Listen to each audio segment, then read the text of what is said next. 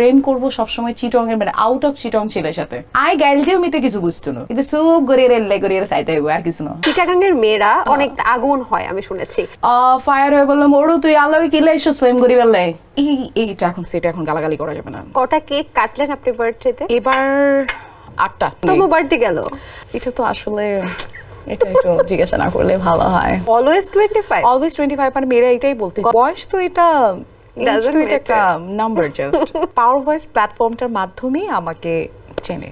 তাল সেন্সটা আমি খুব তাড়াতাড়ি ক্যাচ করে নিতে পেরেছি। আমি যখনই চিটংয়ে যাই তখনই একদম দৌড় ঝাঁপ দিয়ে চলে যাই। আচ্ছা, চিটাগাঙ্গের মেয়েরা অনেক কি বলে আগুন হয় আমি শুনেছি। যদি এরকম হয় আপনার আশেপাশে কোনো ছেলে আপনাকে ডিস্টার্ব করছে, না ডিস্টার্ব তো আসলে করার কোনো প্রশ্নই আসে না, বরঞ্চ এটা আচ্ছা না বলো কি কিছু না। আচ্ছা ধরেন আপনাকে কেউ কোনো কিছু বলে চলে গেল আপনার পাশে বা ডিস্টার্ব করছে, আপনি চিটাগাঙ্গের ভাষায় তাকে কি বলবেন? এমনটা অনেকবারই হয় আসলে, কারণ আমি যখন চিটংয়ের ভাষায় কিছু বলে বসি তখন সে তো বুঝবেই না। আর আমি অলওয়েজ এটাই বলতাম যে আমি প্রেম করবো সবসময় চিটং এর মানে আউট অফ চিটং ছেলের সাথে। আর আই হয়েও মিতে কিছু বুঝতো না, আই গাইল দিয়েও মিতে কিছু বুঝতো না কিন্তু সব গড়িয়ে রেলে গড়িয়ে চাইতে হইব আর কিছু না। এমনিতে ডিস্টার্ব করলে কি বলবেন?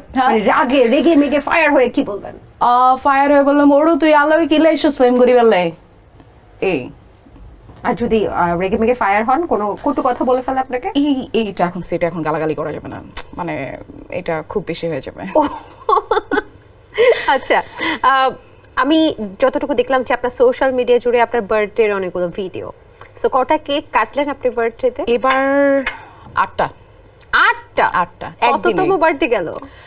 এটা তো আসলে এটা একটু জিজ্ঞাসা না করলে ভালো হয়। অলওয়েজ 25 এটা বুঝতে হবে। ও আচ্ছা, হ্যাঁ অলওয়েজ 25? অলওয়েজ 25 মানে মেয়েরা এটাই বলতে চায়। গত বছর কি 25 ছিল? গত বছর বলেছিলাম আমি 25। তার আগের বছর বলেছি 25। কত বছর ধরে 25 চলছে? 4-5 বছর। 4-5 বছর, এই তো। 26 হবে কবে? 26 থাকুক না, এটা বয়স তো এটা একটা নাম্বার জাস্ট। তো 8টা কেক কেকে দিল একেবারে বন্ধু মহলে যারা আছে ঘুরে ঘুরে কেক কেটেছি যেটাকে বলে। এটা আসলে একরকম একটা ভালোবাসা, কারণ এই ভালোবাসাটা আমি জানি না আমি তাদের কতটা দিতে পেরেছি। আমি ওদিন এটা মেহসুস করেছি বা আমি ওদিন এটা ফিল করেছি যে আসলে মানে তারা আমাকে অনেক ভালোবাসে। এই তো, খুবই চমৎকার।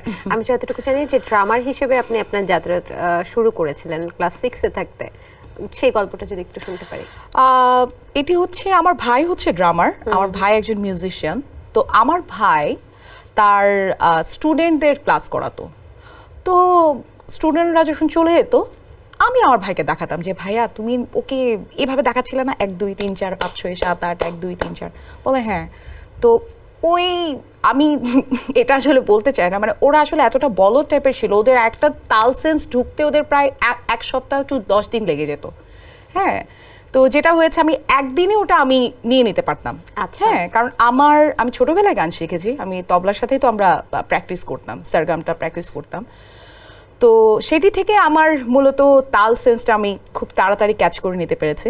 তো আমার ভাইকে আমি বলতাম যে আমি ড্রামস বাজানো শিখবো, দেন ভাই থেকে আমার শেখা।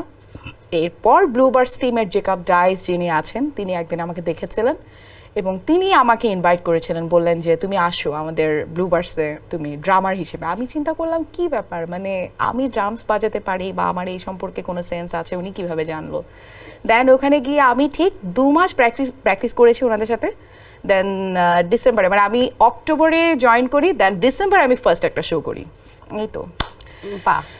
ব্লুবার্ড আমি যতটুকু জানি সব নারীদের একটা টিম, সেটা তো এখনো আছে, আপনি সেখানে নেই কেন?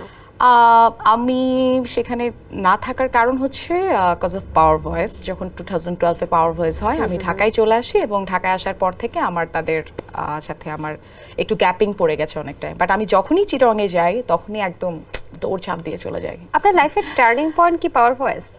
একদম। আচ্ছা, মানে পাওয়ার ভয়েস প্ল্যাটফর্মটার মাধ্যমেই আমাকে চেনে সবাই। Sensation, classic strawberry or coffee variant.